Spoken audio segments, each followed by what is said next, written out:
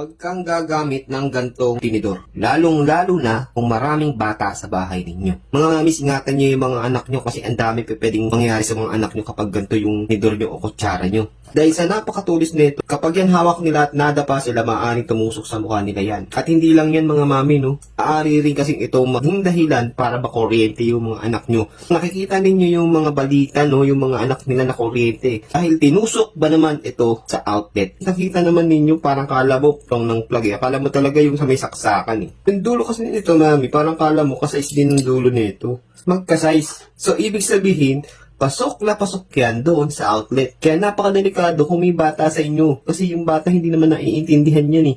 Na makukuryente siya at madidisgrasya siya. Yung mo, ipapasok mo na yan dito. Nakita mo naman hindi ko pwedeng ipakita na pinapasok yan dyan dahil violation po yan. Nagigets naman na po ninyo, no? Na ibig ko sabihin, pag pinasok mo ng bata yan dyan sa butas na yan, makukuryente sila.